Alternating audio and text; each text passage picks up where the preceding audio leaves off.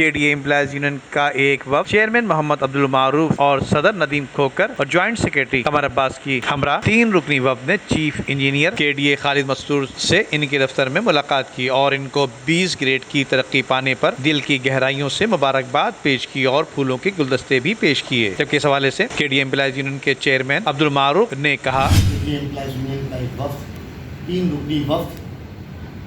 صدر Nadeem Khokhar deputy general secretary Qamar عباس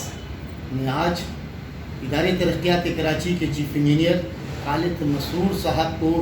20 grade پر ترقی ہونے پر دل کی گہرائیوں سے مبارکباد دی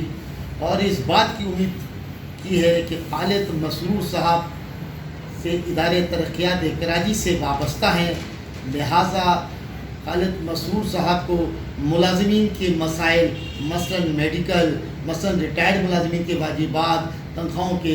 معاملات زیادہ علم میں ہیں. لہٰذا ہم یہ امید کرتے ہیں کہ خالد مسرور صاحب اگر 20 گریڈ میں ہونے کی وجہ سے ہو سکتا ہے حکومت سندھ ان کو ادارے ترقیات کراچی کا ڈائریکٹر جنرل نامزد کرے. ایڈوانس میں یہ ہے کہ ہم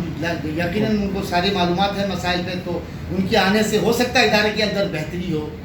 تو ہم اس سے امید کرتے ہیں کہ انشاءاللہ آنے والا 10واں ڈائریکٹر جنرل وہ خالد مسرور صدیقی صاحب ہیں. KDA امپلائیز یونین کی جانب سے چیف انجینئر خالد مسرور کو 20 گریڈ ملنے پر امید کی جا رہی ہے کہ KDA کے حالات دن بدن بہتر سے بہتر ہوں گے. ندیم صدیقی، میٹرو 7 پاکستان.